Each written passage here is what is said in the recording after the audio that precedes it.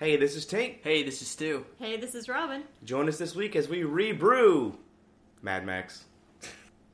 Hey guys, welcome to this week's episode of the ReBrew podcast. This week, again, brought to you by Addie's Bath Products. If you enjoy all natural, organic, I guess is the better word for it, soaps and bath products, get in touch with these guys. You can get them at Addie's Bath Products on Facebook.com or Addie'sBathProducts@gmail.com for emails. They'll do shipping and things like that.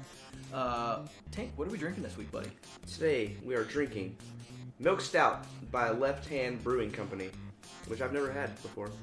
Me either. It's real good. I guess that's a good time to throw it to our third chair. We keep talking about having a third chair. Tank, we have a third chair. Hi. Finally. someone to speak better than us. Absolutely. I don't know about that. Somebody to bring some sort of intelligence into this mess of Pretty much noise that we call a podcast. It's all noise. So for the fine folks at home who have only heard you in the background of a couple of these or heard you alluded to, tell us about who you are, what you do, why you're here. Is this like that first day of class when people teacher asks you where you're from and stuff and you get all nervous? Not really. I usually have my students play two truths and a lie anyway to kind of disbar that. That's actually better. That is better. Yeah, I'm not going to play that now though. Everything I say is going to be the truth. I'm Robyn. I am a PhD candidate and a video game journalist and a raptor rehabilitator, and you can find my stuff if you happen to be interested in reading my writing. You can find my stuff at nerdpersonnarrative.com and follow me on Twitter at @RobynMiller, and that's Robyn spelled with a Y, not with an I. Okay. It's the better way to spell Robyn. That is a better way to spell Robyn. I like it. I tend to agree. No confusion with birds, sidekicks, or restaurant burger joints. Gotcha. Or archers. This is true. We all spent the last week or so getting ready for this one. We've been talking about it for a little bit. We're excited for this. It's all about Mad Max. So Mad Max 2, The Road Warrior, Mad Max Beyond Thunderdome, and then the one everybody's losing their damn minds about right now, which we all saw in the theater and loved. Fury Road. Fury Road. I would. Oh. Man, you went in. You went in with some hampered expectations. Yeah. Well, the whole time I was like, okay, this is art. You know what I mean? It was, they are trying to. Man, they're pushing so many boundaries. Yeah. Okay, so it's Fury Road. Fury Road. Okay. Easy mistake. So mad, fury, very angry words. Yes. Why is that? Why is that? Well, as our local PhD English candidate, I think we should throw that to Robyn here. Why it's all angry. No, this is going to happen a lot. It's going to be something I don't know. I pass it to Stu. Stu's going to go, Hot and potato. then we're just going to throw it to you. Well, I think we have multiple forms of madness going on. We have actual anger from multiple characters in the film. We also have Mad Max, who has a few screws loose, and in the first 5 minutes of the movie eats a 2-headed lizard. Yeah. Like, no Gotta big get deal. that protein. Ugh. Yeah. Which is awesome, though. I mean, you gotta have protein. Yes, this is It's true. important. In a wasteland like that, it probably doesn't come by very often. No, probably not. Unless you're just eating handfuls of sand. And that's so great. I had I don't want to say what kind of relation this person was to me, but I knew a person who would eat sand as a child. And by the way, you hear my voice is kind of gravelly today. It's because I ate a carrot today.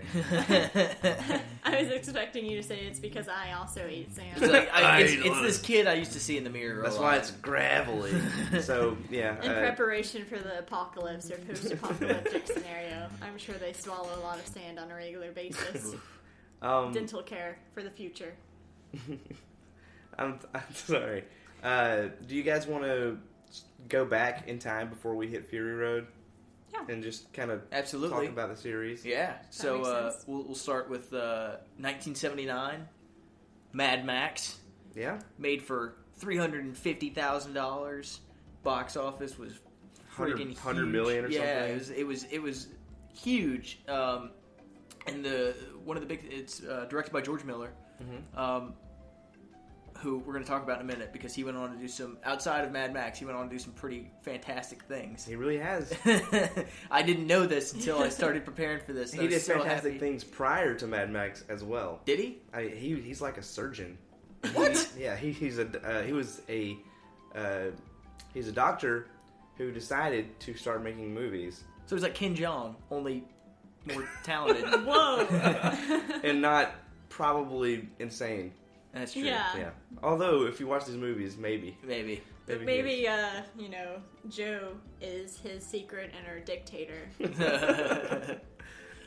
No, so it's made by George Miller. This is an important film. Very first film by one Mr. Mel Gibson. Mel Gibson. Mm-hmm. Why did his name escape me for a second there? His recent decline antics. into like Yeah, movie. kind of We've make already people moved want on to to Tom Hardy at this point. I have. Exactly. I have, really. I think we all should. Also, I don't know if you know this and for sending your notes, but up until the Blair Witch Project, this movie was the biggest, Oh yeah, I guess ratio of money spent to money made Yeah. movie in history. So like, Blair Witch fucked it all up for everybody else forever and ever. I love the Blair Witch Project. I'm not saying it wasn't a good movie because I saw it. I totally drank the Kool-Aid on that Uh-huh. one. I went and saw it in the theaters back in the day. But after that, when people saw that you could make a movie for nothing Yeah. and make literally billions of dollars doing it. We got a lot of schlock. Oh, Yeah. man. You have The to wait found through. footage craze, Yeah. and all Found the footage craze. paranormal activity Yeah. films. Which I'm I'm a huge fan of most of those movies. you Yeah. know? I don't know. There's just something about them. Certain ones are a guilty pleasure for me, Mm-hmm. definitely, but a lot of them are just... I've slogged my way through so many Oh, bad movies Yeah. because of like, oh, we can make this for literally $1,000 and expect $200 million on the return. Sure. We're totally going to do it, and people are going to eat it up. And then that's also how we got the scary movie, epic movie, Not Another Date movie. Oh, All yeah. that started from that. That was primarily well, Scream, though, too. Scary Movie 1 was essentially Scream. Well, see, I don't know. I kind of associate those movies with movies like Airplane. You know what I mean? Like Oh, and I Yeah, mean, that's the first couple Those of kinds of scary movies. movies were great. yeah. But then they realized that we were making movies for so cheap and making them because Yeah. that's literally the thing is they Right. make them for stupid cheap and then they turn around and make Yeah. making money hand over fist. Some people, they just their brains turn off completely. There are people I know who are normally very intelligent people who will go and watch epic movie and be like, "Ha ha, that's the funniest thing I've ever seen." High school me took a girl and her friend. It was a double date. Two couples. We went to see epic movie Oh, in the God. theater. Oh, Never heard from her again. no. Hey, I like you. Here's some scatological humor. Oh man, we didn't know what we were getting into. I was 16. This guy's dressed up as Borat. Oh, Borat, Uh-huh. very nice. That's the joke. That's the only joke is that this guy looks like Borat. I didn't have to see fat dude penis in that one though, so that was pretty good. Yeah, I guess so. But hey, Mad Max. Mad Max. Mad Max. Yeah, it's made by George Miller. Important for a few reasons. One, set the record for most money up until Blair Witch came out. Mhm. Two, Ratio, yeah. first movie of one Mr. Mel Gibson, who went on to do great things and then do terrible things. And three, this literally introduced the world to the Australian movie market. Yeah. And this really made it I'm not going to say a force to be reckoned with, but it was a voice, and so somebody was like, oh man, they're actually making really good stuff down there. So it was important for that aspect. I loved it. I thought it was a really good movie. Yeah, I have to admit, I watched this one. Mhm. I've been so busy the past week that I was not able to actually see Road Warrior or Beyond Thunderdome, but I know a decent amount about those. Yeah, you're good, man. You've seen them before. Yeah, So. pretty much in whatever video game form, references on TV shows, all that stuff. Yeah, You've got the Cliff Notes version. This first movie, it's sort of like, I guess the Rocky series, Yeah. where the first Rocky movie is an actual movie. You know what I mean? It's Yeah. like, oh, okay, there are real things going on here, and it's trying to say something. And then from that point on, the movies are arguably better, but they're not about as much until Fury Road, actually. Yeah. Which is about a lot. Well, I mean, it's one of those things like Mel Gibson doesn't have a lot of speaking roles here, which he wasn't an actor. He wasn't even auditioning for the role. He was going with a friend who auditioned for the role. Right. But he happened to get his ass kicked in a bar fight like the night before, and the director liked the look of him and was like, "Hey, you want to read for this?" And then he got a role. That's pretty cool. He Harrison Forded his way into the movie business. And then you jump forward to Fury Road, to the Road Warrior. Mm-hmm. He had 16 lines of dialogue in the entire movie, 2 of which were repeating things that other people had said. So I mean, it's just one of those things. Like he wasn't an actor, and nobody was billing him off of that up until Thunderdome. So it was one of those things like nobody knew him.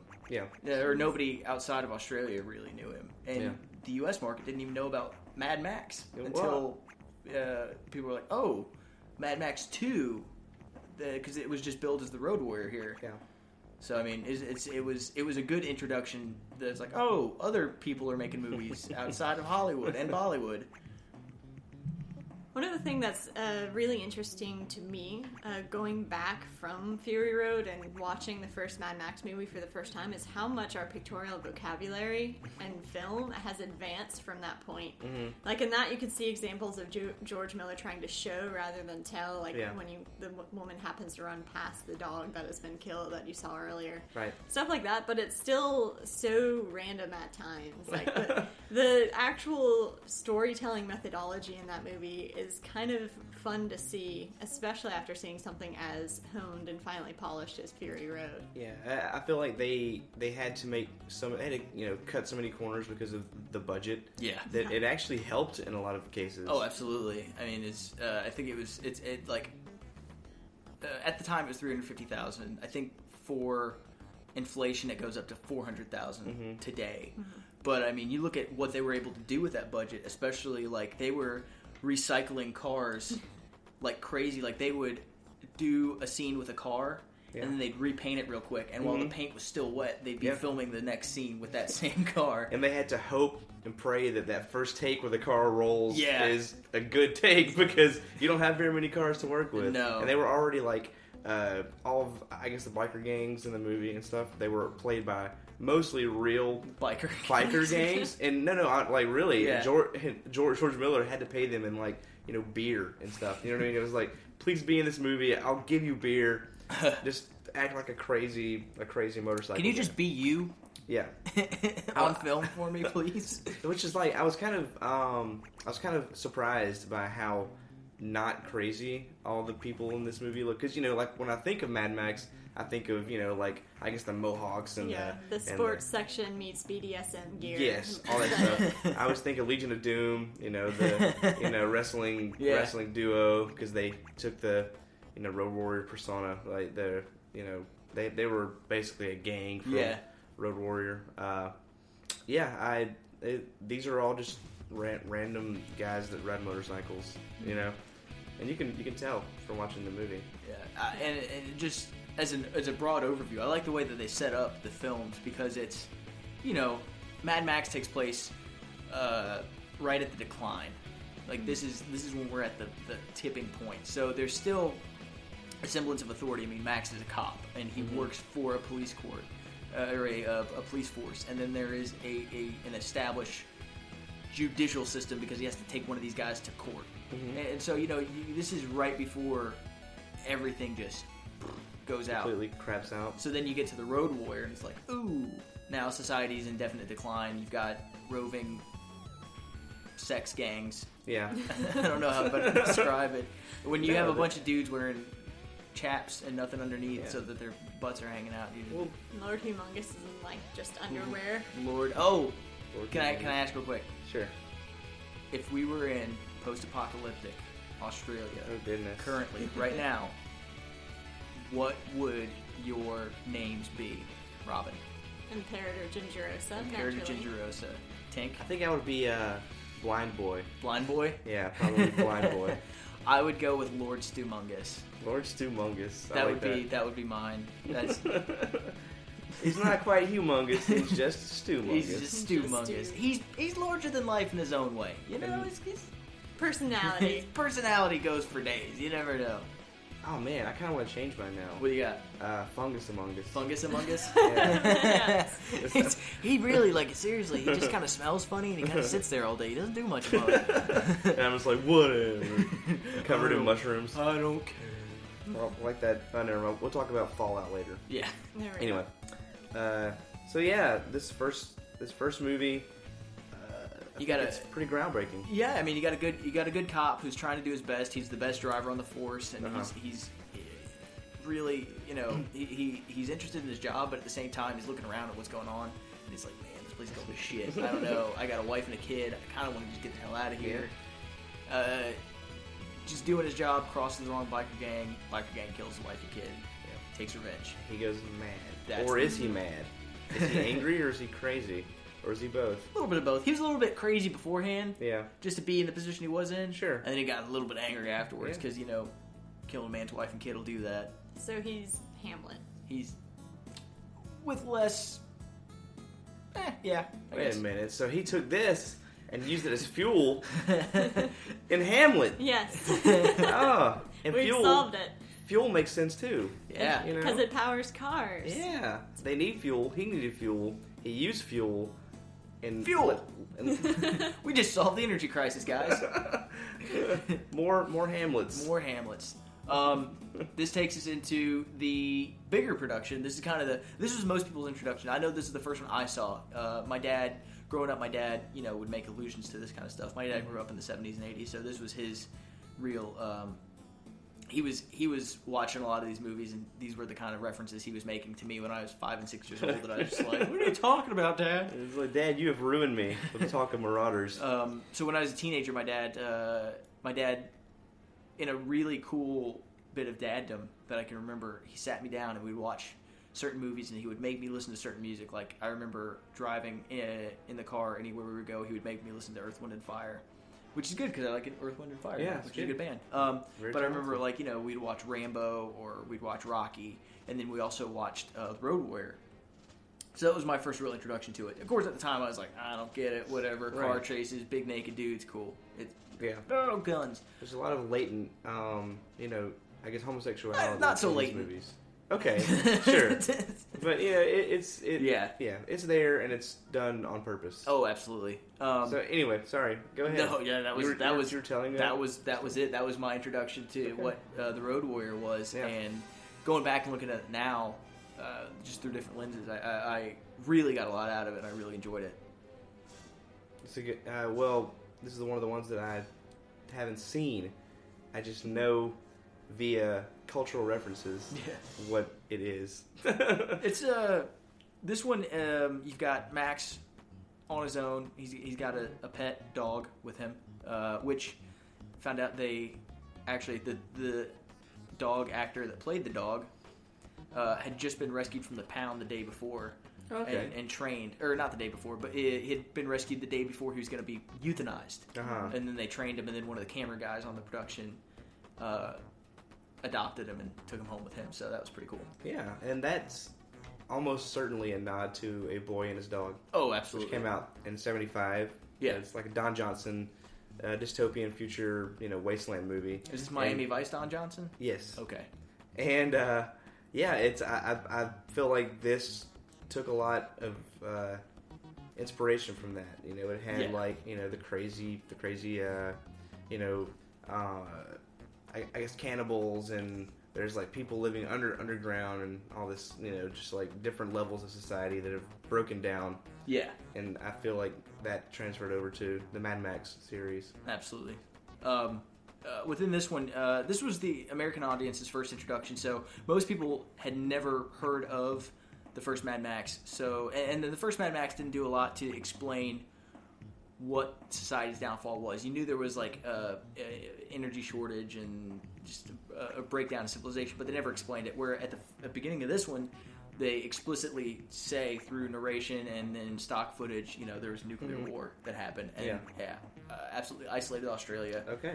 You don't really know what kind of effect it's had on Australia. You don't know who the participants in this great nuclear war are, although I have to say, given the time, because this is the late 70s, early 80s, most likely Russia, US kind of mutually assured destruction. Mad Max. Mutually assured destruction. Guy There named we go. Max. Man, you figured it again. You've cracked the code. Guy named Max. Max rocks a tank. Does this mean that George Miller is going to show up and give us a prize? That would be think fucking so. awesome. I'd give him a left hand. Beer? Yeah. Yes. I'd Finish give your him. sentence. I was like, where is this going? I was trying to think of the word milk stout at the end of that. Left hand. Okay. I'll give him a left hand. Dot, Heavy dot, dot. pause. Yeah, I was like, Well, I'm right-handed, so if I did give him a left hand, it would be awful and weird. I can't even load the dishwasher left-handed. I can't imagine somebody like. Yeah, no, never mind. Yeah. So, but yeah, this one is one of my personal favorites. Also, again, set two big records for the Australian film market. One was the largest single set piece ever created, which is the town that the gas settlers live in.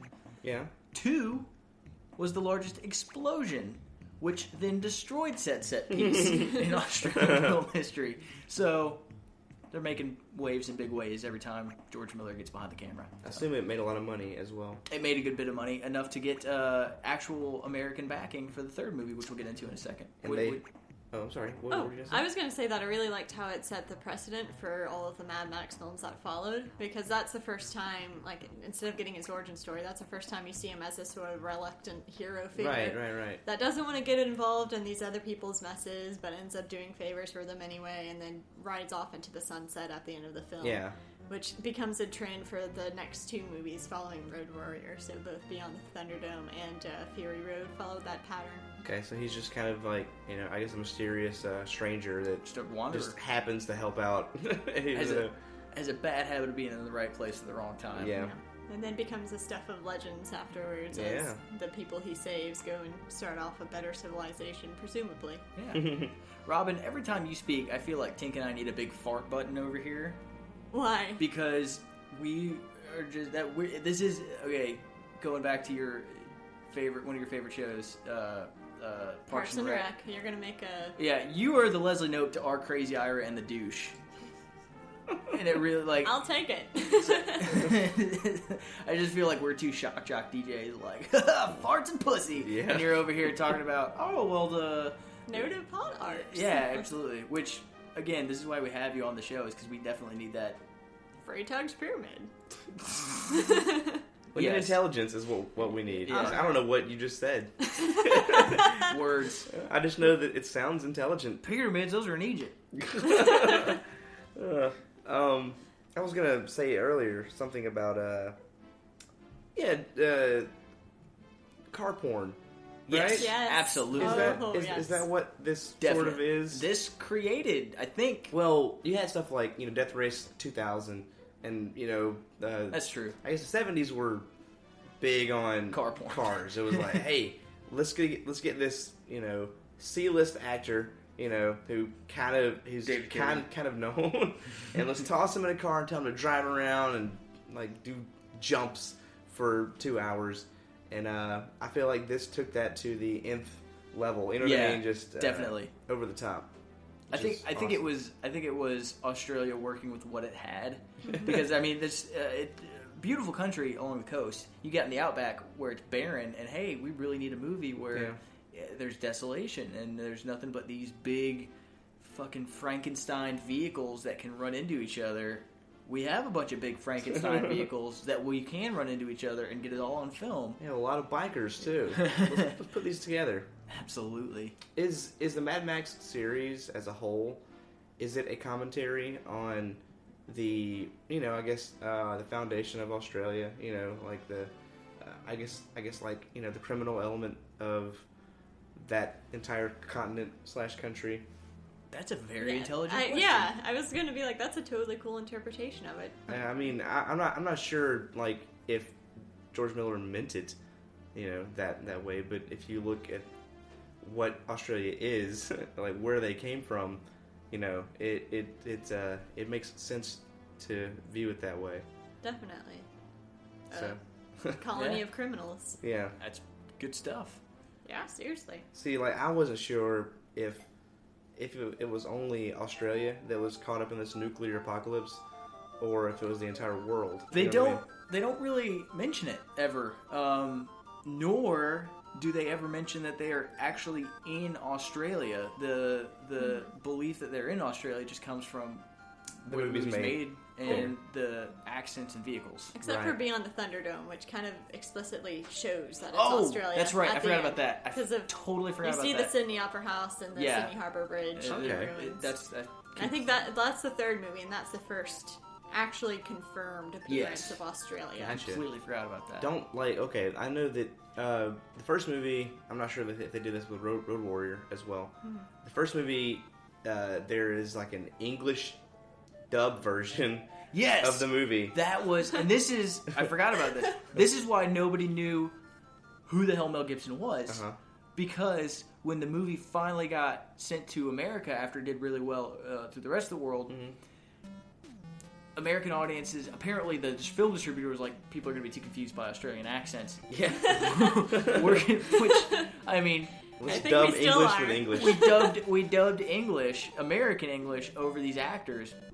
Which I've never seen an English dubbed version of the movie. I've only ever seen the Australian version. Right. So I want to get my hands on one and just to see how bad it is, because that probably would have come over here in like 81 or 82, and film dubbing was bad.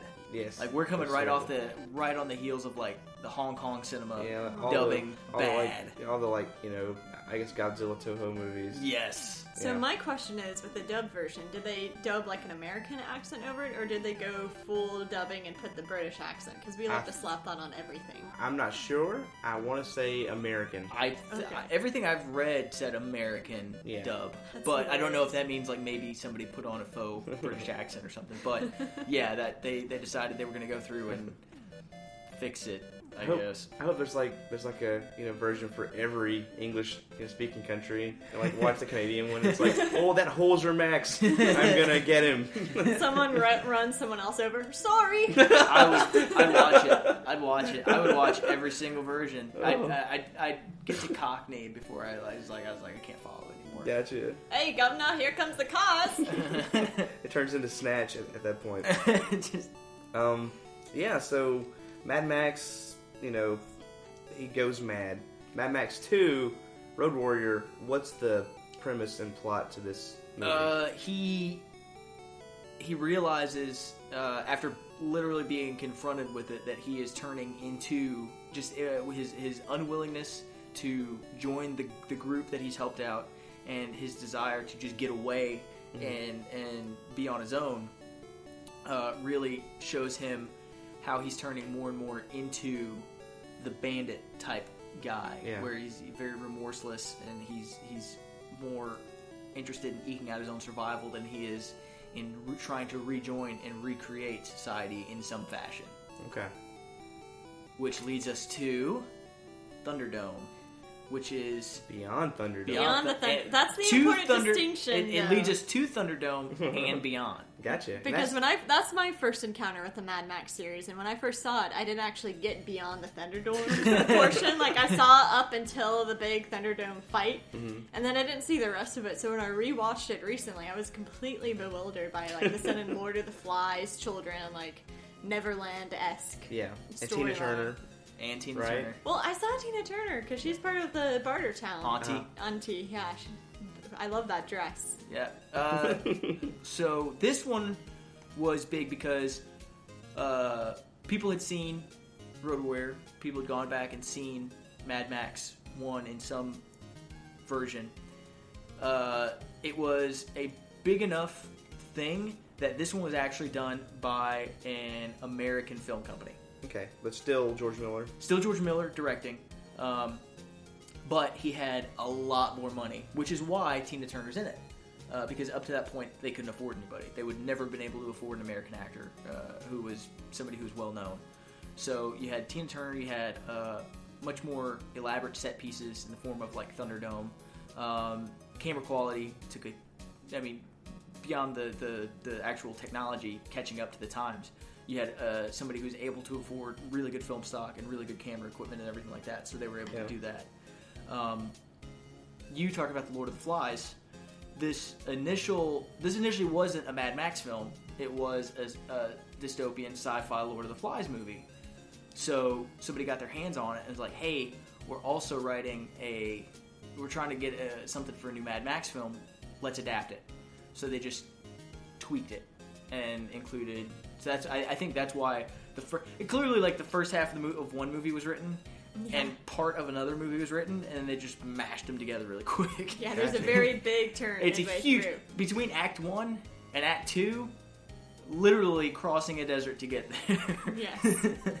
So, with horse eating sinkholes. horse eating sinkholes, absolutely. So it's like horse and kid eating sinkholes. Sarlacc pit. Is that what that is, basically? Or just a sinkhole, not Yeah, necessarily it's a sinkhole living. of sand. Oh. I thought it was a giant antlion when I first saw it. Yeah. I got super excited thinking it was going to be a Sarlacc sort of creature. Yeah. Nuclear mutant thing in the desert. Just a hole with some sand. That happens to consume things. How were the kids in this movie? Because usually a lot of kids in movies ruin movies.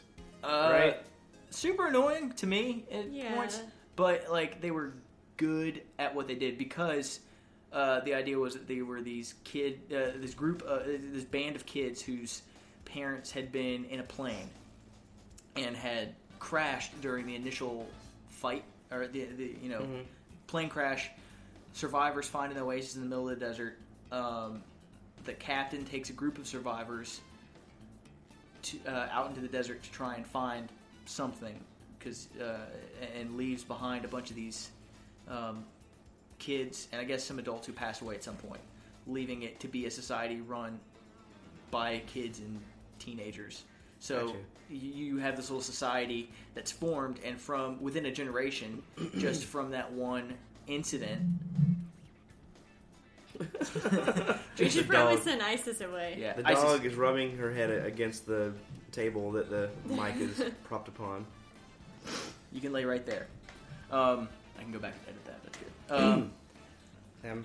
So you have this society that's reformed, run by kids, that has this weird legend of a man, of an adult that's going to come back and save them, and they're going to fly away to this big city that, May not exist. Tomorrowland? Tomorrowland. Yeah. But so that's you have this weird little culture that's developed, and when Max happens to show up, it falls in line with their prophecies of an adult returning. So they think Okay. that he's gonna be able to whisk them away to safety. Okay, interesting. So is it good? I like it. Did you guys like it? I enjoyed it a It's lot. fabulous. Yeah. Yeah. Mm-hmm. Okay. It's really entertaining. The whole Master Blaster is really Yes. one of my favorite Video games? characters. Sorry. I only know about Master Blaster. He kind of shows up in video games because you were telling me about Mortal Kombat. Yeah, in Mortal Kombat, you have this character called Ferrator, which is this big dude ridden around by a little lady gal thing. And I mean, that takes a lot of... And they're both pretty BDSM'd up, so I mean, that's going to take a lot of influence from Mad Max, Master John Thunderdome, Blaster. I'm sure. Sorry, yeah. Yeah. But yeah, The game is Blaster Master. Blaster Oh. Master. I can apologize. understand your confusion and your mixing up of that. I have no doubt that this is pretty close. Yeah. Cool. I don't know. Is there anything you guys want to say about the original trilogy? Well, I was gonna say at the end of this one, you get Max. So the kids are flying away, literally flying away on a plane that Max is able to commandeer for them, and they're going off to reestablish a civilization in Sydney. Yep. They get to Sydney, the Gold Coast, and they're able to get themselves taken care of.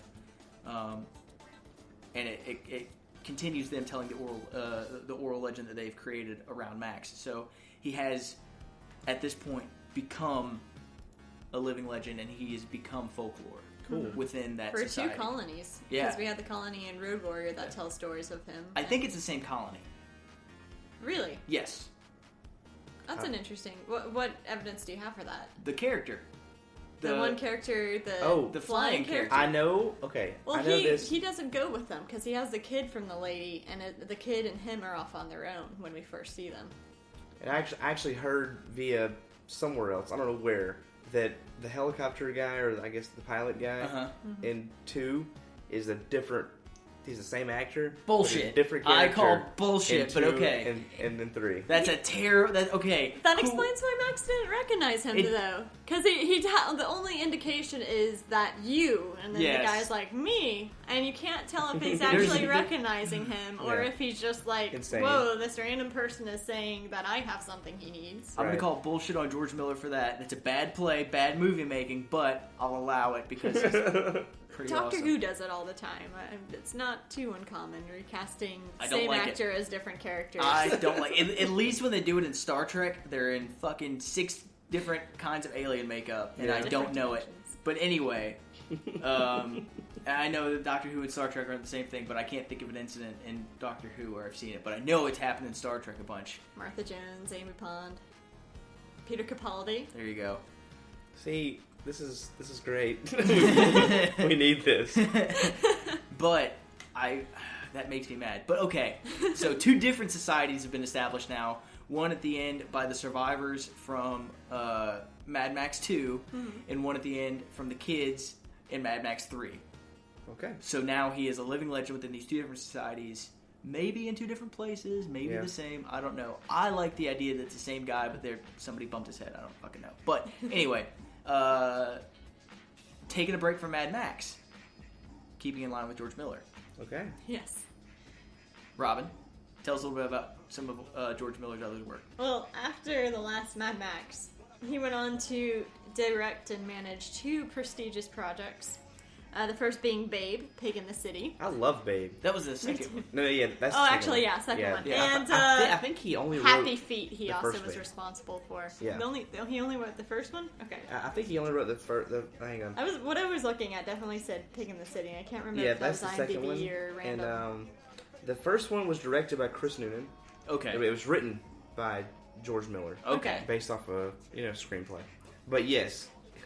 I love Babe. Babe is a great movie. That's my childhood right there. Yeah. Like, Babe. I am you, sheep are true. Babe is technically my introduction to George Miller. So Mine too. Imagine my surprise to find out that Mad Max and Babe share creative dads. My favorite thing that came out of that, though, is George Miller's response to the recasting decision to not go with Mel Gibson in the new movie and transfer over to Tom Hardy.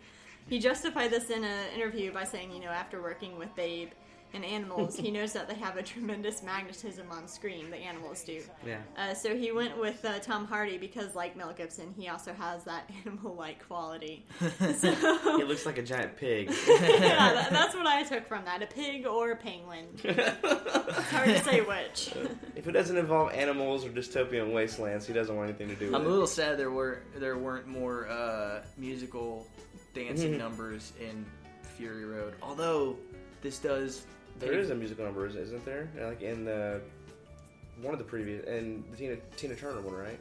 It's not a musical number. It's like the theme song in the credits. Okay, so Beyond Thunderdome got us one sexy saxophone throughout the whole thing. Yes. That was in the Which first is a one. current thing, because his wife was playing the saxophone. Yeah, just sitting in their living room playing sexy saxophone, which, cool, whatever. You get sexy saxophone throughout the soundtrack of the third one, but then the music video, which I think you're thinking of, that Tina Turner did for Beyond Thunderdome was "We Don't Need Another Hero." that came from. Okay, never mind. I thought it was like from the movie. Nope. It's in the credits. It is in the credits, but there's not like a musical number within. Okay, so this is like at the end of. What's Titanic. Well, yeah, Titanic. I was gonna say at the end of Return of the Jedi, when they're all like, "Hey, we saved the day." Yeah. Ewok songs. Yeah, no, none of that. Yeah, okay. None of that. Sadly, there was just there's Mad Max walking off into the distance. Fade to credits. Okay, so no more Yub Nub. Yeah. Okay. Here's a fun little factoid. James Cromwell from Babe. Yes, I know where you're on. Yes. He actually, I guess he's like a car guy, you know what I mean? He has like cars built. Okay, Isis, you just hit your head really hard against this.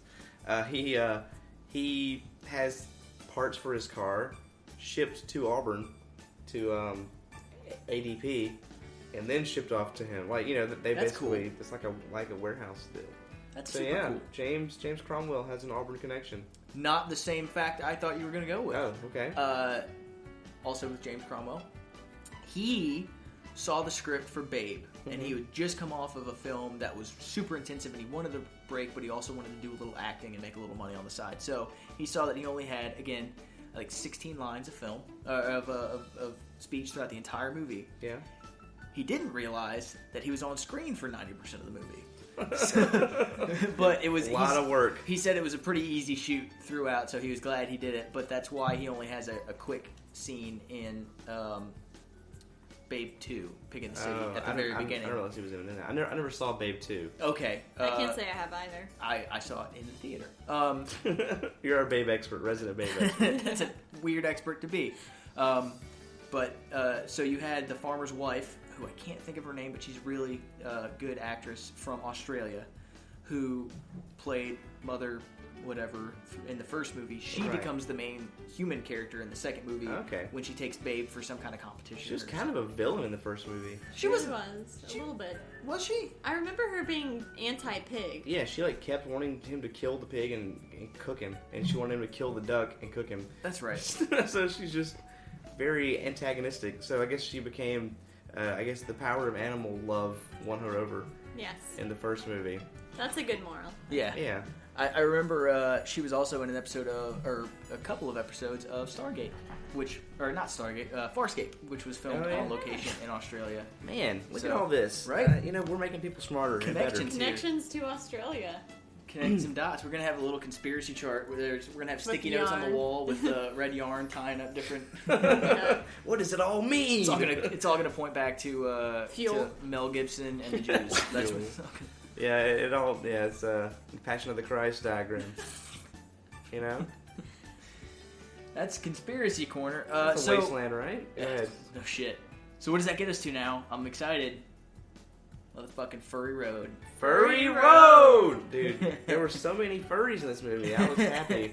There were a lot of fetishes. The fact that furry wasn't one of them, It's isn't that crazy? I think it's just due to a lack of costume at that point. Well, you had the people on stilts in the little swamp area. Oh, those were kind of a furry costume. Yeah. Okay. I guess those... Okay, here's my theory on this. Furry Road, right? There was this long stretch of highway. There was nothing but furry community.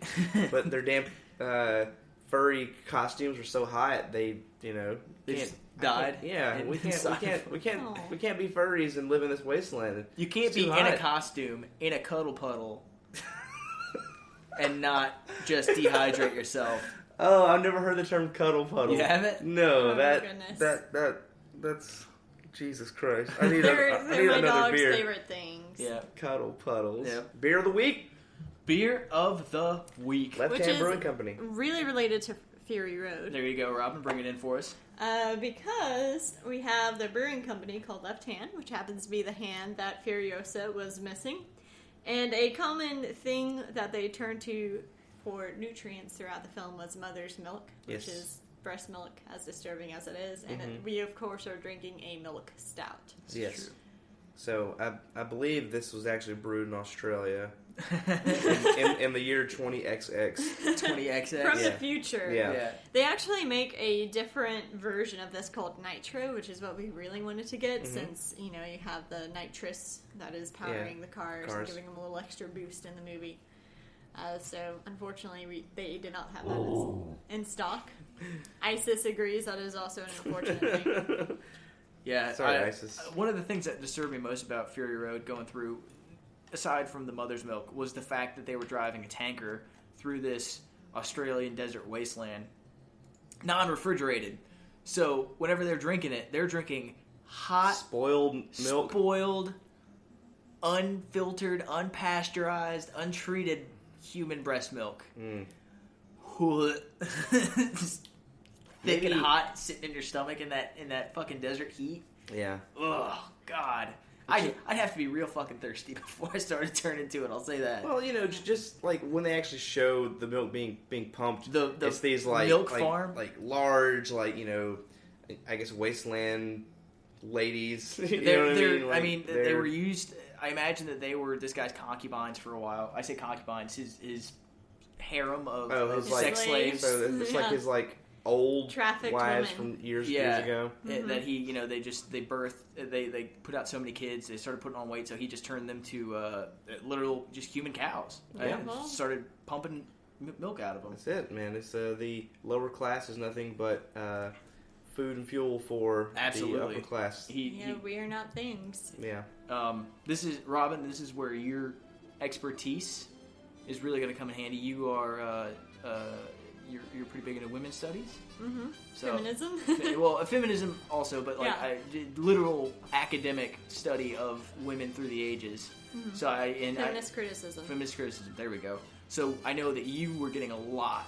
When I went to the movie with you, your eyes got huge and you were very happy throughout the entire thing. So you had a lot to say coming out of it also. Oh, definitely. And I could go ahead and talk about that, but we haven't talked much about the movie itself. And I have a whole list of things. Start us off. That I could talk about in general. Get that ball rolling. So I like that you mentioned that the Road Warrior was about $400,000, which yes. So that had a budget of about $400,000. No, Mad Max 1. Mad Max 1. Yes. Okay. That had a budget of about $400,000. So Fury Road, by comparison, had a budget of $140 million. And effectively, that's a few more dollars. Yeah, that's quite a few more dollars. More. Yeah. I'm not good at math, but I'm pretty sure there's a multiplication formula somewhere in there. So yeah, it's $140 million, and I like that George Miller refers to it as a bet because it's $140 million that's directed solely to one single race, the entire movie. Yes. So that's a pretty cool thing. Some other awesome facts I discovered about this is that 80% of that, or 80% of the effects you see in the movie are practical effects, so actual stunts. Though there was some CG that people got upset over, for the most part, if you see a truck drive through another truck, it's real. that was real. That was something I just harkening back to the first trilogy movies, I was so happy to see that. Dude, this was a gorgeous movie. Every scene of it. Loved it. It was beautiful, and two of the stipulations Miller had going into it was the fact that, if he was going to make a new movie in the modern time, movies have changed, and so has he. So he actually wanted the cinematography to be as beautiful as possible. Yeah. To kind of make this distinction from the other brown palette post-apocalyptic movies we have saturating the sort of economy. It was very brown, but I didn't know. You know what I mean? Like you're shooting in a desert. You know what I mean? It's going to be brown, but I didn't care. It's just like you see the brown, but then you see all these other layers of color cascaded over it, and then seeing this giant brown ridge with trees on the top of it. You know what I mean? There's a little bit of life. You had a pretty heavy gradient, but I'll say this: my time in the desert, I've been in Iraq, I've been in Afghanistan, I've been in Kuwait. You do have that color gradient because there's sand everywhere. There's sand, there's dirt, there's some kind of haze or something usually in the air, but you tend to have very bright blue skies, and that was definitely something. You have a bright blue sky and you have a very bright sun, and those in a lot of different post-apocalyptic, everything's gray, everything's just it's so bleak and terrible. But in this you have a very vibrant blue sky, definite bright sun that's glaring and really is just omnipresent unless it's at night, and when you have clear skies and the moon, and which comes way out, and then everything is blue at that point. So it was absolutely love that. Yep. And another stipulation he had is that the art direction for the characters should also be as beautiful as possible. Because if someone's out in this desolate environment and landscape, they're probably going to need as many scraps of beauty as possible. Yes. So that kind of explains the whole, traditionally attractiveness of the wives as well. So a few more interesting tidbits of facts is the fact that it actually was all shot in sequence. So from beginning to end, they filmed based on the storyboards and based on the order of events. Wow, that's rare, actually. That's super rare. Yeah.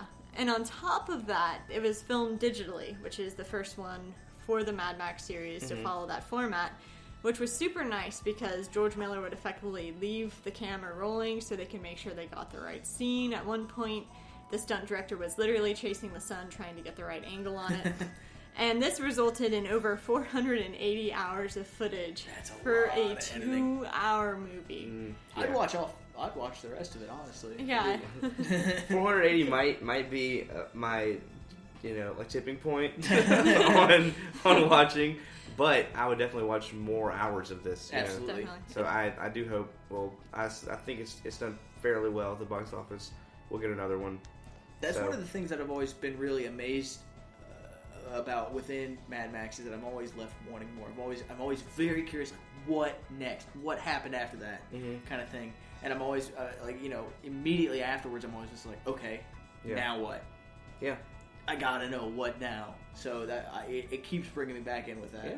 And I'm so happy to see a resurgence of it so that I get to know the continuation of the story. Do you want Tom Hardy to continue being this character? Absolutely. And he's expressed interest. I think he's willing to sign more contracts for like a new trilogy, effectively. Do you also think that he is the Max from the previous movies, or is he an all-new Max? I've read a lot about this.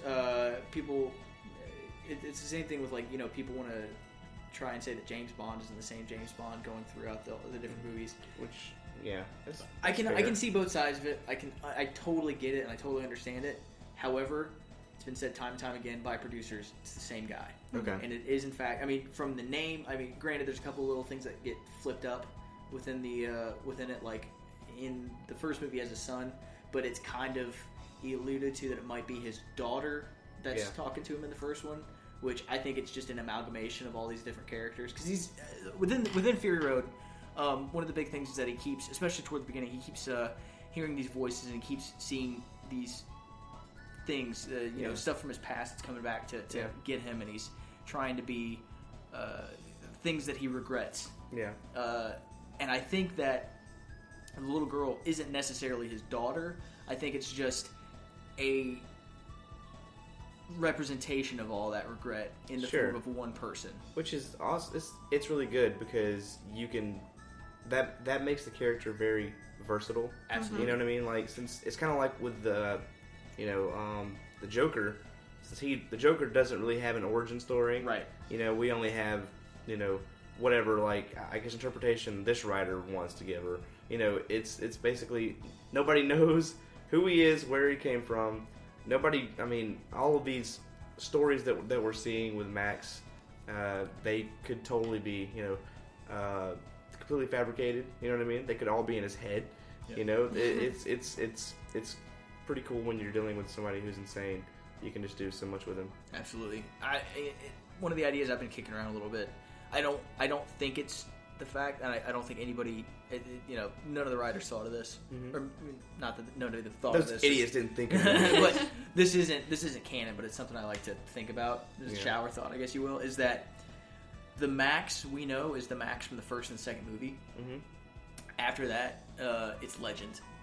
Yeah, that makes sense to me. I think that it's. I believe within the canon. Yeah. Of the story and the movies, it is in fact the same guy who just has a bad habit of being in the right place at the wrong time and letting his conscience take over. And then within my own little world, and I think it's kind of just it's a legendary figure that's been it's passed into folklore. So it's like if you see the movie as like a grandfather years later telling his his grandson, and there were cars with fire shooting out of the hoods and a guy playing guitar, and it's like, Grandpa, you're crazy. That didn't happen, shit, Grandpa. That never happened. Yeah, so it's whoever's in interpretation of this character and this story, whoever's telling it, that's truth to them. So it's real, but it might not be real.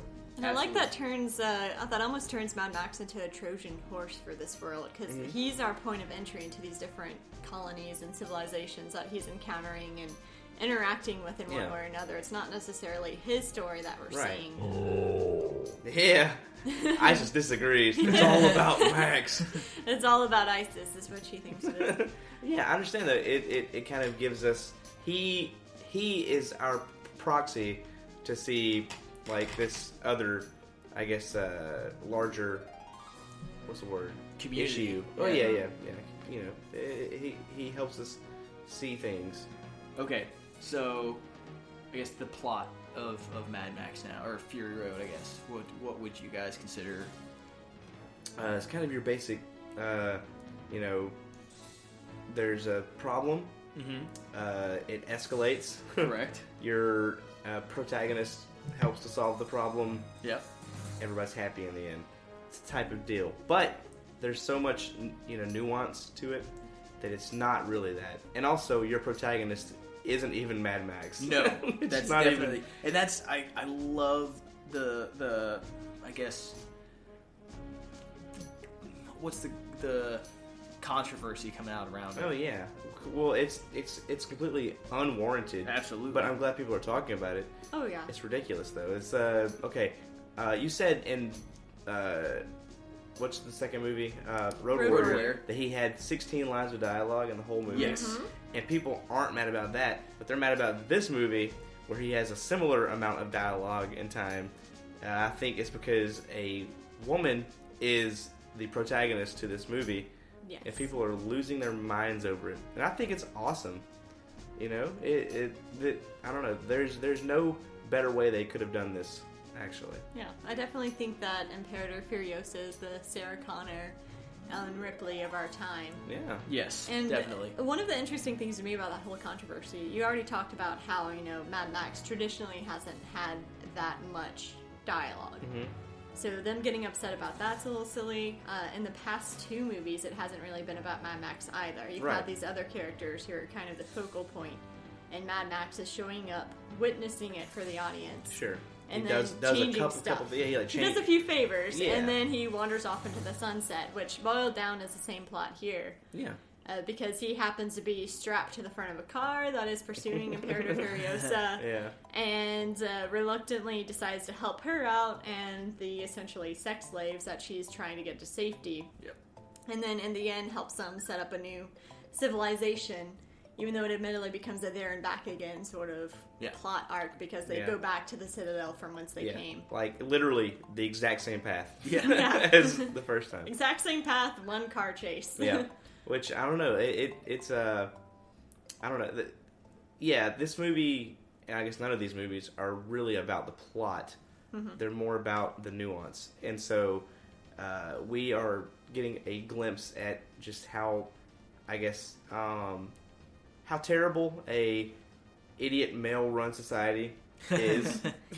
You know what I mean? Yeah, who killed the world? Yeah, exactly. And it's like, okay, this it's a dystopia. Mm-hmm. It's not real, but this is also it's like a criticism of what white male power could do to the world, because it's all about I have to gain more money, I have to gain more fuel, I have to I have just to exercise rise up. control in some way. Yeah, Yeah. exactly. It's all about control, and like once you lose control, do you go mad? Is that what happens? It's like I don't know. It's exactly.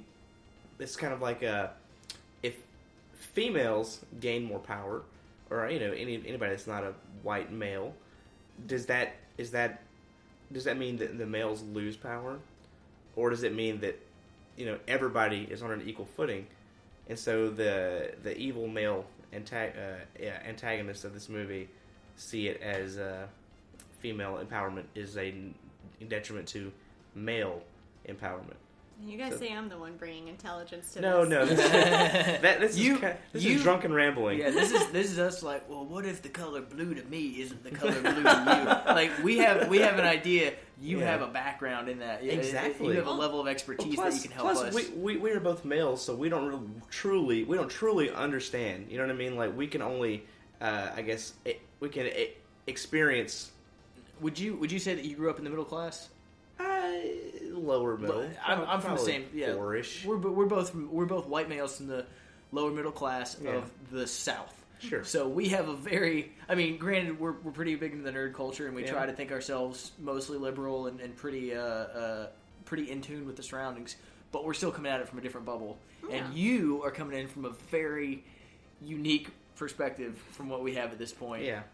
So which I would love to hear, because absolutely all the thing that I just said is only like what I can see from afar. Yeah. You know what I mean? Well, I haven't ever exactly experienced on it. point. I mean, I think you guys make pretty good allies to the whole feminist idea in the movie, just based on All that. right, we're allies. Cheers to that.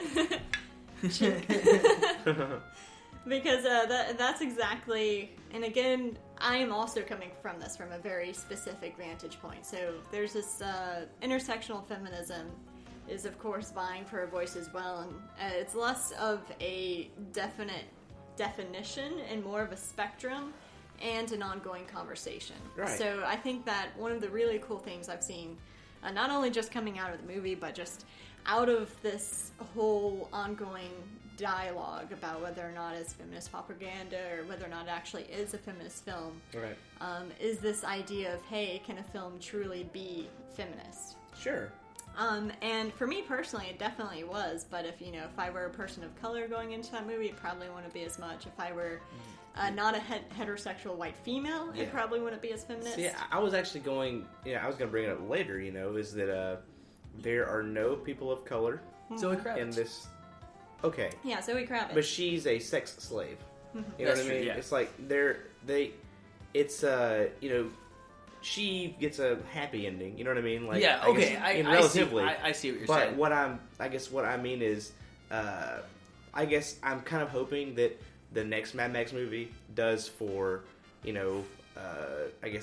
black, Hispanic, Asian, like people who are not necessarily, I guess, represented in this movie. I hope it does for them what this movie did for feminist cause. Does that make sense? And that cause would still be feminist. I mean, Yeah. that sort of concern It is still under the it sure big is. umbrella that we're looking after. And people and men's rights activists would be very angry. If the next We movie can't does as ever well. watch Mad Max again. I Why? will say within, and this is not to be apologetic or to be, I guess, excusatory to the movie, but within the story line of the movie, it makes sense, I guess you could say, because it is Australia, and outside of Aborigines and a fairly heavy Asian population along the coast, I believe. Yeah. It is primarily white Anglo-Saxon, but again, Is it though? This is the future. no, and what I'm saying is that I looking at it from now, And it might not from even right be now. Australia. We don't know. Yeah. Well, This Well, is aside true. from Sydney and Well, but in here's that- the thing in is that that movie. this is a reboot of a sort. This is a reboot that doesn't necessarily exclude the last three movies, but it doesn't include the last three movies. They're still trying to figure out which direction they Right. want to take it. Yeah. It's a reboot that you're relying. Which again, I said that he didn't have a daughter. Yeah. Maybe he did in this Yeah. one. Maybe this is a completely different Max Sure. Rockatansky. It's a weird last name. was Sprague a daughter or son? Sprague was a son. Okay. Yeah. That's good to clear up because it was definitely a daughter in Fury Road. Yes. But I think that it is definitely. I think they're leaning to make, because Tom Hardy just signed on to make 3 more movies. Oh, well, good. Yeah. Awesome. So they're definitely going to continue the series as much as they're able to. Yeah. And I think that this is the start of a reboot. I think that Yeah. I think that they're literally going with James Bond on this one, and they're not telling a backstory. They're not trying to. Which is good. Yeah, I hate backstories so much. We don't Origin need stories. origin story reboots. Marvel now, has Wazoo. Spider-Man has fucked us. We got on like what origin do we have, stories. 3 now origin stories. Superman has fucked us on origin stories. Fantastic Well, Four. The Fantastic But the Four. new one looks great. The new one does look It great. does look and good. I That, love the director. that's well. a necessary. Mm-hmm. I feel that one is more necessary. Everybody knows. That's why I like the whole. Going back to our first one. Everybody knows how the Hulk came to be. Your how old is he? 3, 4 years old nephew knows how the Hulk came to be. He knows it. Yeah. Everybody intrinsically knows how the Right. Hulk came to be. We He's don't 3. need to see it. He's Maybe 3. if we went like 50 years without, like a Yes. Hulk If like Hulk, movie at if all. Hulk disappeared today, Yeah. and then resurfaced when I had kids, Yeah, I'd sure. be like, okay, I You totally need an origin understand. story. Yeah. you need to know how this happened. Yeah. You've never heard of the Hulk. I get it. Yeah. But come on. I feel like that's kind of representative of the issue we're kind of encountering with the superhero story, though, is that we're so fixated on this origin story. Yes. And even though Marvel Comics themselves are sort of argument against this, but in the film universe, we haven't figured out quite how to get past that. Like, what do we do that's meaningful, that can advance the story of these individuals, and Literally. still have them feed back I into agree the with main you storyline? 1,000,000%, actually. Can I give you an answer for that? literally anything else. Yeah, exactly. It's really not that complicated. We can have character arcs and characters like meaningfully contribute to stories and change as people and still have that filter back into the universe. You don't have people going to see Avengers that have not seen the other movies. That's kind of one of my problems with those movies is they're fun. They're always fun movies. You know what I mean? Sometimes they have something to say. Sometimes they don't. But like with Iron Man 3 and Avengers 2, Tony Stark, did he really change? Yeah. You know what I mean? He went through the exact same things, like the same motions. And so what was Steve Rogers' character growth in Age of Ultron? Like, what did he contribute to that? I don't know. We talked about this. I think the big thing with Age of Ultron was that coming fresh off of the heels of Winter Soldier, they realized that they had overtaxed Captain America as a character within that. That's true. So that they were trying to get a little bit. It was a great movie. It was. I don't know. They had a lot to say in that. I know we're kind of harping on that. Yeah. But this is like with this goes back to this movie. With George Miller, and he has something to say about the feminist movement. We hope he has something to say about other things later on, but at the same time, he's not really. He has no obligation, you know what I mean, to us to tell the stories that we want to. You know what I mean? Yeah. It's Yeah. like so as an artist, as a creator. I mean, as an auteur to some extent. Yeah. I mean, he definitely has that vision. It's kind of incredible that we got this in the first place. Absolutely. You know? And one of the really smart things he did too, and I didn't realize this going into the movie, but afterwards I was just completely immersing myself in this ongoing dialogue. But apparently he went and consulted Eve Ensler, who's the author of the Vagina Monologues, and kind of a prominent feminist, though again from an intersectional perspective there's been some critiques. So it's not that freaking hard to go and consult with a woman. Well, people got very angry about that as well. Oh, I know. Well, Eve Ensler is a pretty controversial figure, no matter how you slice it. I mean, every parent who sends their student off to college fears hearing the words "the vagina monologues" from their kid. So, I mean, from that perspective, I can see how there would be controversy. But, I mean, it's a smart move. Even in video games, it's something that they could benefit from. Just having women play testers. In video games. Like when The Last of Us actually had to request women play testers and argue in favor of keeping their female character on the cover. I mean, it's not as bad as people make it out to be. And I think that's where Fury Road excels the most, is that you could still have this adrenaline pumping, burning your eyelashes and eyeballs off of your face action movie, and still have it treat women as human beings as opposed to objects. Yeah, absolutely. I feel like the action adventure genre doesn't have to be, I guess testosterone driven. You know what I mean? Ladies enjoy explosions too. Yeah. Oh, yes. I think everybody likes that. And that's I think that this, especially more than any other serious action movie, can really drive that point home because it's not a testosterone flick. Yeah. It's a high octane flick. There we go. That's a good way of phrasing it. Right? And I mean, it's so driven by gasoline. Okay, help me out. Mm-hmm. Is it the accent that I can't listen past or something? Do they say gasoline or do they all call it guzzling?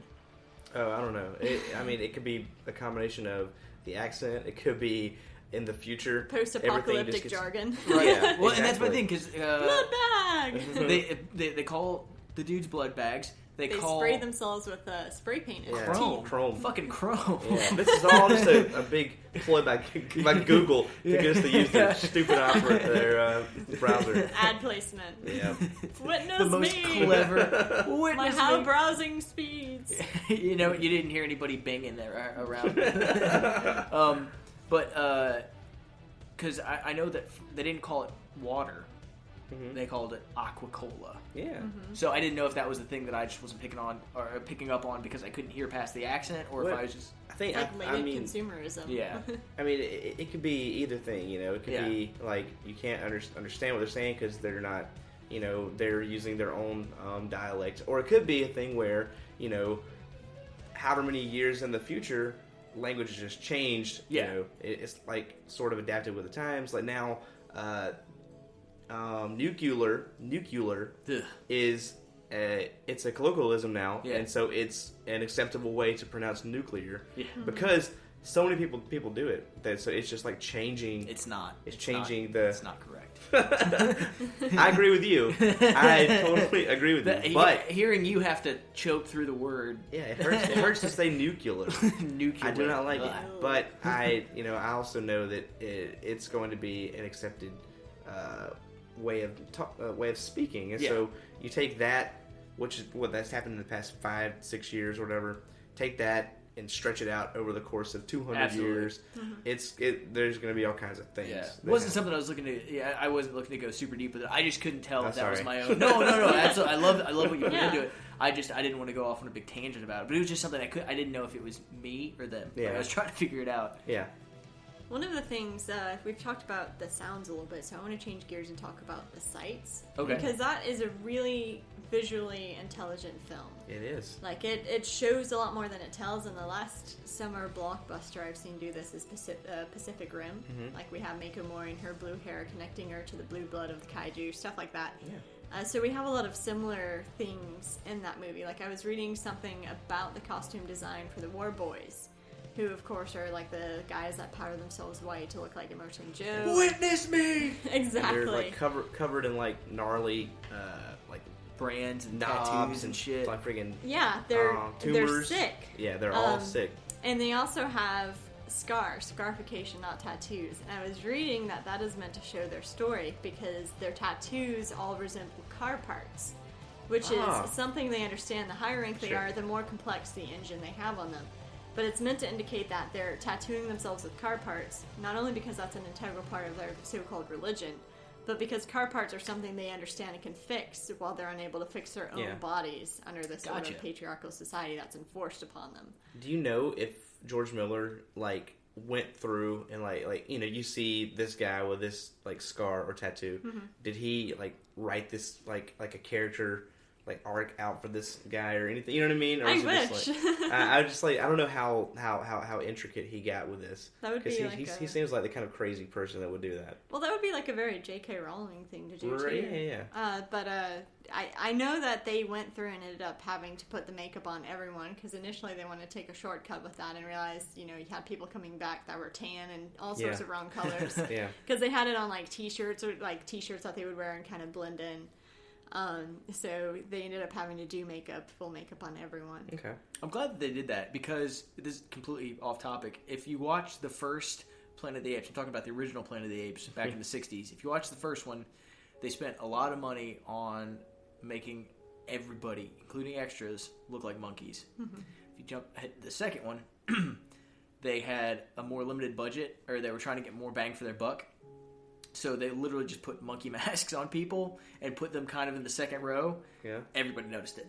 Yeah. Looked like shit. So I'm super glad they did that. This happened in the Ninja Turtles movies too, Did where they in the first movie the suits looked great, Yeah.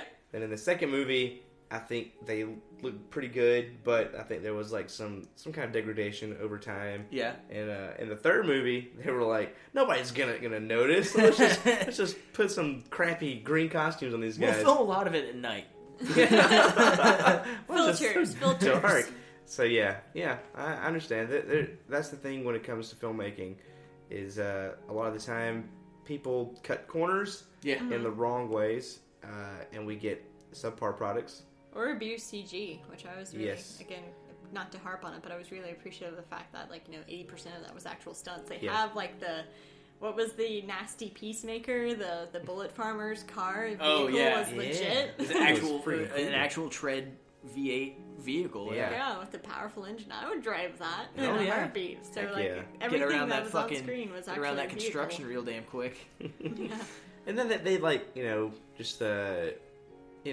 they went so far as to they didn't have to do any of this. Like with the guy that was driving that vehicle, that had like an explosion in his face and he goes blind and he's like, I don't know, I can't see anything. They didn't have to do that. No. It's just That was a really cool visual though. Him Yeah. just fucking running down the road with the guns. That was awesome. Yes. yeah. Okay. I appreciate that. I have a what if for you. Okay. I want to hear both of your answers. Somebody walks in right now. In one hand, he has 2 copies of Mad Max Fury Road. In the other hand, he has a gun. Gun to your head. Mhm. he makes you watch one of these copies of Mad Max. You have to watch one. Would you rather see the one by Michael Bay, or would you rather see the one by J.J. Abrams? J.J. Abrams. J.J. Abrams. Okay.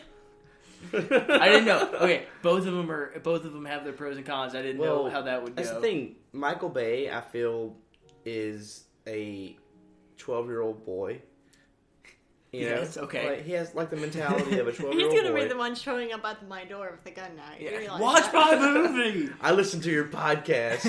If I could get Michael Bay to listen to this fucking podcast, I wouldn't even care. That's true. No, I mean, dude, he created the new Bumblebee, so... Yeah. Bubble Bizzle. She's got a thing for Bumblebee. It traces back to the original cartoons and comic books, so it's legit. He's my favorite character. Okay. So, although, here's my thing. I understand Michael Bay is not great. I get it, believe me. But he did The Rock. Well, okay. We all get lucky. Even a broken clock is right twice a day. I mean, I actually enjoy Armageddon for what it is, especially when you put it up against, Bad Boys 2. No. Deep Blue Sea. No, Deep Impact. Deep Impact, yes. Armageddon's the better of those two movies. It is. Yeah, I don't know. He has some merits. It's just, I feel when he is trying to say something, it's always something horribly offensive that shouldn't be said. Or it's something so obvious. By explosions, yeah, too. Yeah. He supplements his dumbness with explosions. His caps lock is explosions. Yeah. That's what it is. Well, with J.J. Abrams, we'll get a better story. Lots of lens flares. Yeah. But at least there's a little bit more depth there. And that's true. Sort of awareness and reverence for the source material. Even if he goes through and changes everything and has Planet Vulcan survive and stuff like that. Last one. Better one. There we go. I like this. Not J.J. Abrams, but Michael Bay or George Lucas. Oh God! Would George Lucas actually be writing the script? Both of these are written and directed by. Oh my God! Why did you do this to me? Yeah. Can I neither? Can I not watch either of these? Pull movies? that trigger. You know what? In that scenario, I'm gonna. Is this? Hang on. Is this 1979? George Nope. Lucas? This is today. Modern day. Modern day. Okay, I'll watch the Michael Bay movie. Yeah, I don't want to see the Mad Max equivalent of Jar Jar Binks. Yeah, I didn't think that you could give me any director that would make me choose Michael Bay. And you did this. Michael Bay. George Lucas ruined Red Tails, the Tuskegee Airmen. You know what I mean? How do you do that? To give you, the Tuskegee Airmen are a pretty proud point around here because we're 30 minutes from where they were fucking flying and training. Yeah. Now it's a fucking wasteland out there. It's oh, wait a minute! It's not a wasteland. It's making sense now. It's all coming back. It's tying together. Jesus. Okay. But yeah, sorry, I had to play that little what if. No, would you rather? No, I guess that was a lot of fun. I figured that was I'm sorry I put you guys through that. That's okay, no, dude. Geez. All hell, George Miller. Just putting it in that context made me realize the movie we could have been handed for Mad Max. Thank if God for copyrights George have Miller. changed hands. I don't even know where we were now. Yeah, right. It's basically the plot, quote unquote plot for this movie is Furiosa is trying to get these slave wives to safety. Yep. Because I guess she's like kind of she's ingrained into the she's like the head driver culture. Yeah.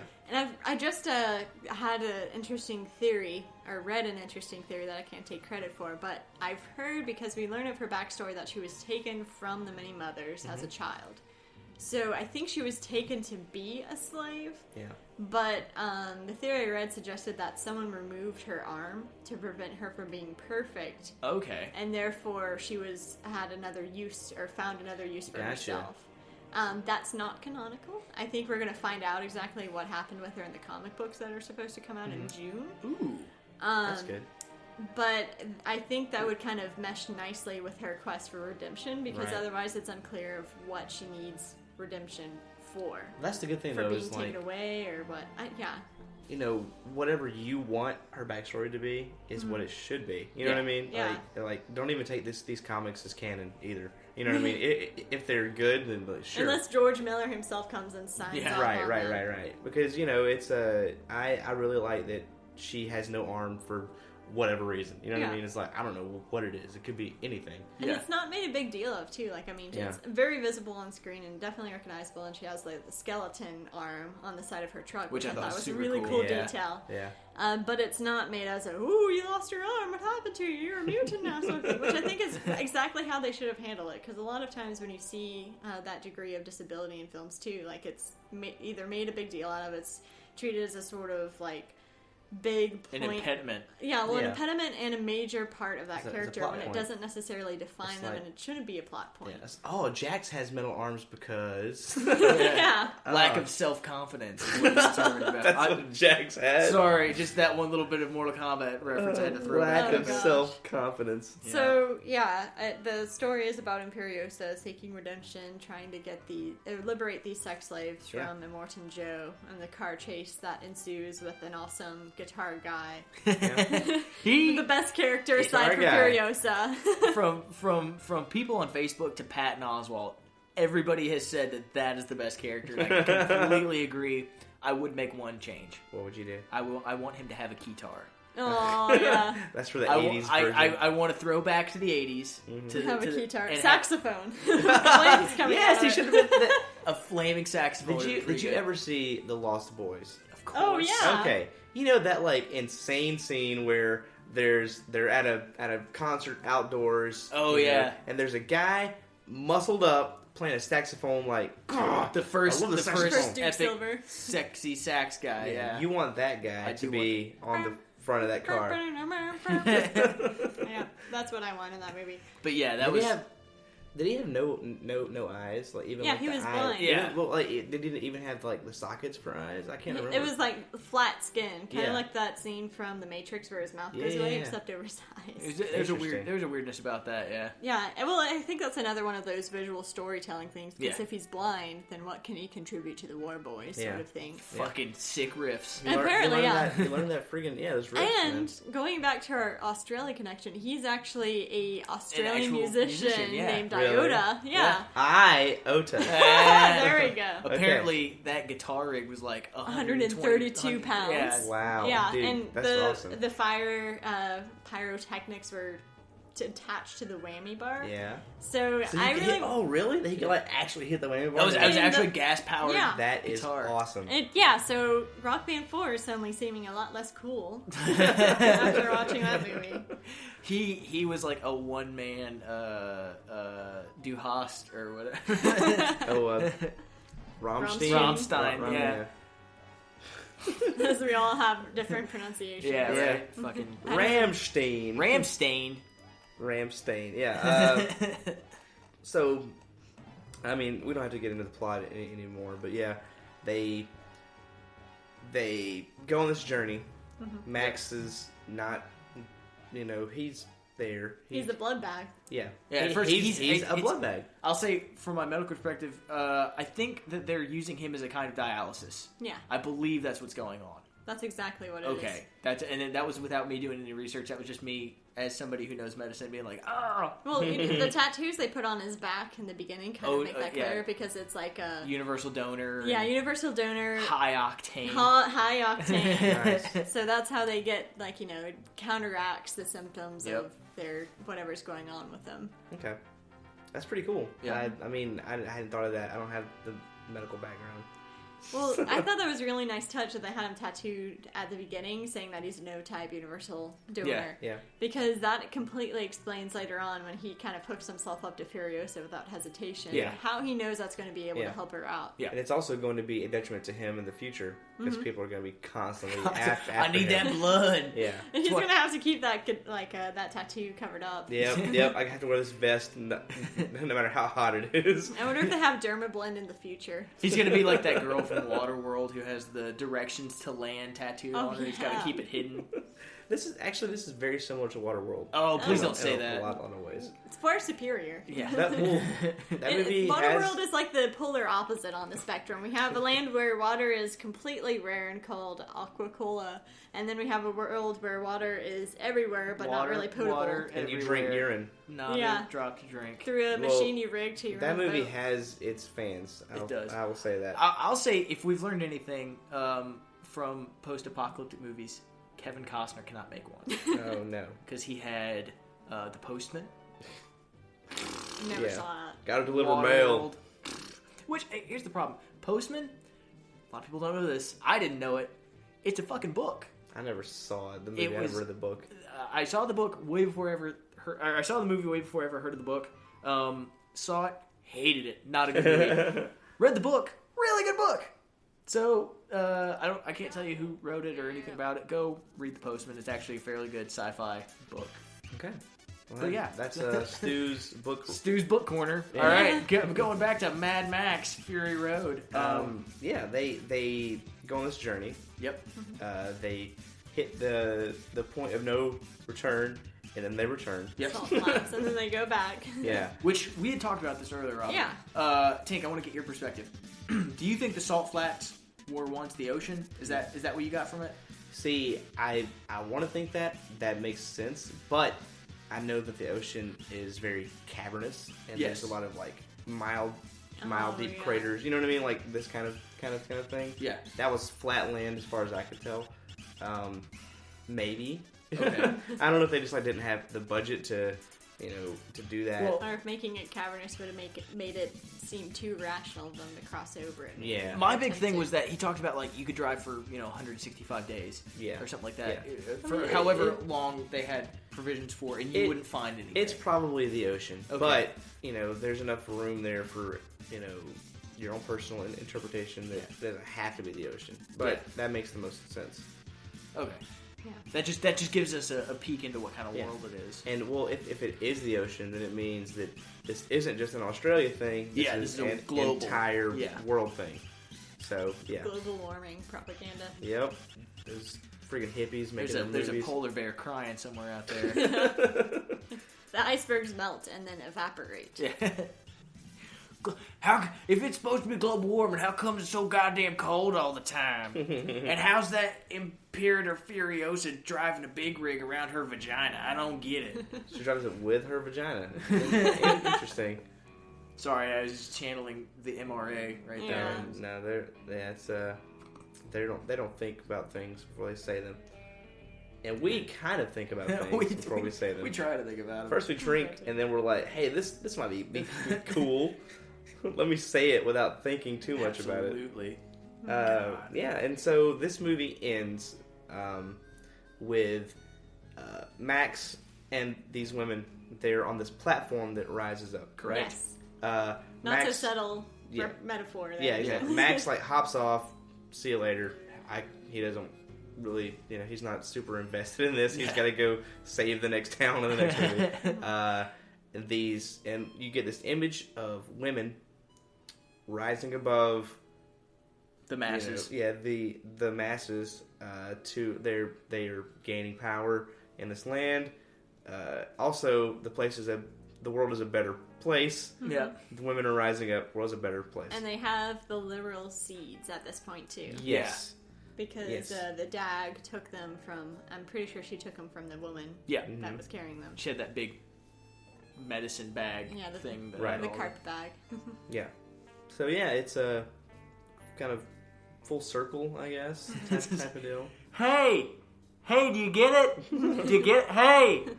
Hey, women, do you get it? I enjoyed it. I liked it. I really enjoyed it. I mean, it's all on the nose, but it has to be. Absolutely it was- needed Oh, to yes. be. Yeah. That you can't. There is, like me on a first date. There is no room for subtlety. You have to hit me over the head with it.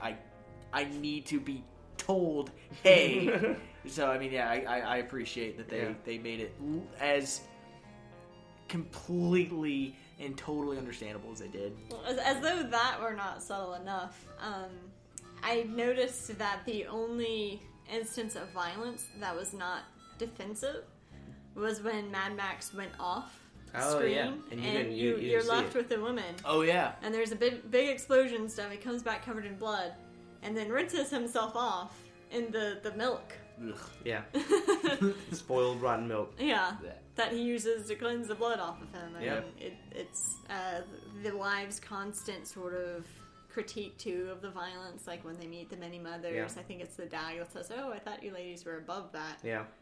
Hey, do you guys get it yet? Hey, I don't think I get it. It's George Miller off screen, like, this is what it's about. No, I definitly. If you haven't seen it, why are you listening to this? Stop. Yeah, spoilers. Go see it. We'll put up a spoiler tag. But yeah, definitely. I'd like to see it again. I'm interested in seeing some behind the scenes stuff and getting a little bit more about. I'm really looking forward to seeing. You just said there's a comic book coming out. I didn't know about that. Super looking forward to that. I want to see the extended universe a little bit. Yeah, there's 480 hours of footage for us. Jesus. The I'm sure not so fast and furious road cut. It's like an actual road trip at that point. Yep. Cross country. Yeah. Let's talk for a brief moment about I was leaving the theater after seeing this. Mm-hmm. I heard a guy off in the distance say, "Man, that was just like Fallout the movie." Right? Absolutely. And I feel like people don't understand where Fallout comes from. Well, I mean, it's at that point it's a generation gap because the last Mad Max movie came out in 85, 87, somewhere in there. Something 80s. So we knew about it. We knew about it. I knew about it because my dad, who lived during the first Mad Max, sat me down and showed it to me at a very formative age of my life. Yeah. Otherwise, like I think I'm pretty big into pop culture and nerd culture. I'm sure I'd have stumbled over it just the same way I came across RoboCop and Terminator. Yeah. But seeing it when I did had a big influence on me because then I had time to go back and learn more about it. Okay. Yeah. But it's a movie. It's a movie series. It's older than me. Yeah. The last time I saw it, I hadn't been born yet. Mm-hmm. I had barely been born. So I can understand how there'd be a generation gap. And that coupled with the fact, and I hate to bring this up, but the kids that are currently in college right now were born in the late 90s. Yeah. They have no point of reference to a time where if you didn't want to see something, you just didn't watch it. For us, we were like, there's literally nothing else. I don't have any option. I have to watch Dobie Gillis. I have to watch Dobie Gillis. I know what this is now. I can either go watch Mad Max or I can watch 3 Men and a Baby for the 15th time. Yeah. I have to do one or the other. Yeah. Otherwise, I'm sitting in my room staring at a wall. So, yeah, like we didn't have 100 channels and HD channels. Back in my day. Yeah. Oh, it's like playing on my fucking Atari Jaguar. I feel like this is important because phones were the size of bricks. It's a distinction between us and younger people is because they those fucking millennials. No, it's fine. Yeah. They're all nice kids, but I feel like now that we don't have to look back, we're just not going to. Yeah. So I think that's going to be kind of a problem in the future. I don't know. Maybe not. Maybe I'm just being an old man about it. But I feel like I've always felt like understanding where something came from is as important as understanding what the thing is. You know Absolutely. What I mean? Exactly. But I haven't seen that with this. It brings Fallout games and all this stuff. I'll put it this way. I'm big on allegory and analogy. When I was growing up, people would make jokes and I didn't get them. Mm-hmm. And I really, really wanted to get why it was funny. Yeah. So I'd study what they'd said, and I'd study the references to it. And then when I got it, I mean, granted, the joke became less funny. Yeah. But it prepared me for the next time I got a joke in that vein. Yeah. So it's the same thing for me. Just like in Fallout 3, you were talking about it's Fallout the movie. You also talked about a boy and his dog. Yeah. In Fallout 3. One of the radio broadcasts you hear about is the president talking about walking around with his little dog Skippy. It's literally a boy and his dog. Yeah. So I mean, it's completely alluded to. It's on the nose. It's very much like it's post-apocalypse. We're gonna bring in elements of Mad Max. Mm-hmm. We're gonna bring in elements of a boy and his dog. Yeah. We're gonna bring in all these different elements of all these classic movies that people know because it's what they have an expectation of. It's the same. Picture we've all been painted. Okay. And that's where our collective consciousness draws all this information from. Yeah. Yeah, So- nothing exists in a vacuum. Yeah. Even if someone is making or trying to make a 100% original piece in the genre, It's influenced they're by still something. influenced Yeah. by people, even if they're not aware of it. Yeah. And if you're I'm not gonna say humble, but if you're smart, you're gonna allude to those to those influences. Yeah, pay because homage. everybody knows. Where you can't I can't watch any. I don't see Twisted Metal and not think of Mad Max. Yeah, it is. You can't. You can't. It's cars fighting other cars. Yeah. I Ding, ding, ding. I feel the same way. But like we had that point of reference. Yeah. A lot of people don't. A lot of people don't even know what I think Twisted Metal is now. At this point, you're getting into that whole. I understand you've never seen RoboCop, Yeah. but you've heard of RoboCop, Yeah. kind of thing. And personally, and I mean, I might be a minority in this, I think it's a lot like video games where we can't exactly be like, oh, all you kids hopping on the train with the Xbox One. Mm-hmm. Like, I'm okay if they haven't seen previous ones. My hope is that upon seeing it, they'll get super excited about it and want to go research it. Yeah. But if they want to make connections to Fallout, I think at times interesting things can arise out of those non-traditional connections. Like maybe it'll inspire them to go make a Mad Max more heavily inspired video game, like the one we were supposed to have with this movie but never got.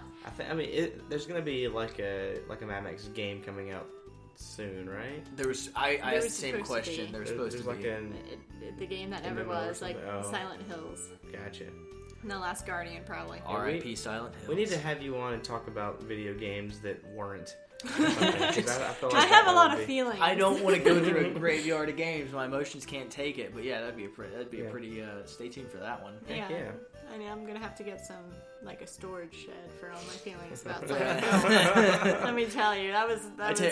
We're gonna need a stout. We're gonna have to upgrade to liquor for that. episode. Liquor, yes. Not That's even that's high not even gravity beer. We're each gonna drink 2 bottles of liquor each, right? God. And then I'll just spend the entire podcast sobbing quietly. That's just the sound of throwing up from 2 rooms away. I'm getting flashbacks to last episode. We should probably wrap this up. Yeah, absolutely. Yeah. So, again, Robyn, thank you for joining us so much. We appreciate your having input.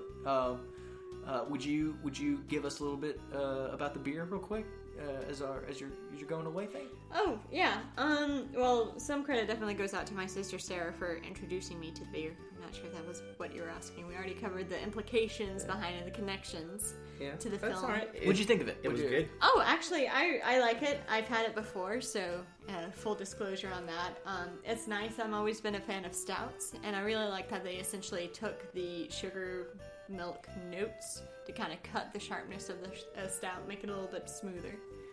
I myself, I'm not a fan of stouts normally. I enjoyed this one. I think my problem was that I'd been raised on light beer in my early drinking days, and then one day somebody handed me the stoutest of stouts I'd ever had, and it was night and day for me. So Hops to the teeth. Absolutely. So now I'm slowly kind of breaking into the stout world, getting away from the Hefeweizen and everything like that, which I still love. This would be a really good beginner stout.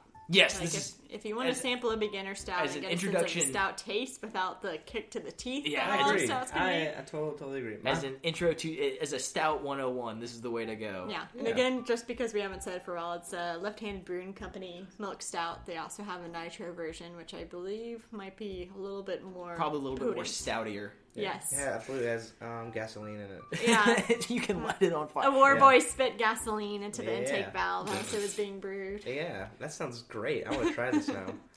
Another heads up to our wonderful sponsors, Addie's Bath Company has a wonderful series of bath products out of Caney Lake, Texas. It's Memorial Day weekend, so it's only fitting that I shout out that I say that they are veteran owned, veteran operated.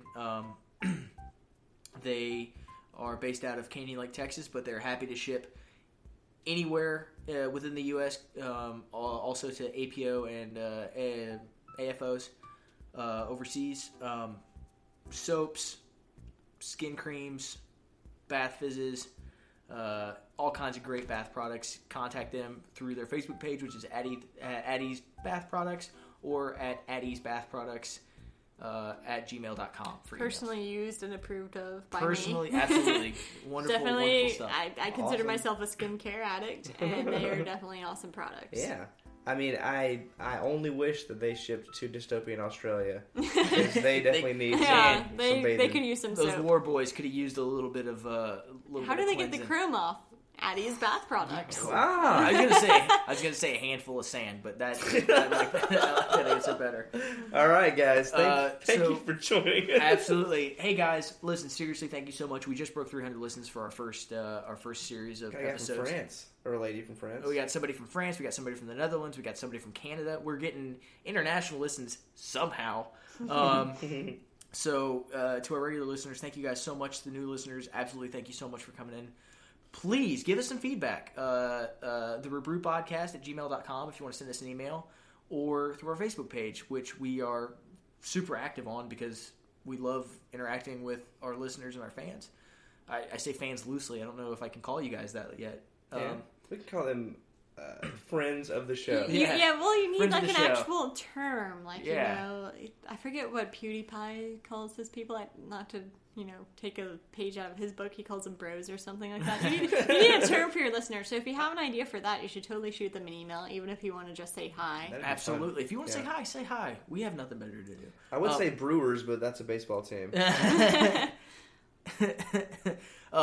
Brewster's ice cream. Brewster, yeah, damn it, it's all taken. Brewsterinos. We have our Facebook page. If you have an idea of a show that you want to hear about, maybe we could delve into, shoot it to us. If you'd if you'd like to join us on the podcast, we're having that third chair that's rotating. We're trying to get people to fill it. Yep. Even like a fourth chair. You know Yeah, what I we mean? can Like, listen. We whatever. have plenty of floor space in this living room. Yep. We can make something happen. Otherwise, it's Yeah. going to be the ISIS I was show. about to say, otherwise my dog will be the fourth chair and everyone will be Yeah. sad. She's the constant. We are the rotating chairs to ISIS. Yeah. This is all her. This is the ISIS hour. But yeah, guys, thank you so much. I've been Stu. I've been Tink. I currently am Robyn. Thank you guys so much. This has been the ReBrew podcast. Mad Max, Fury Road. We don't need another hero.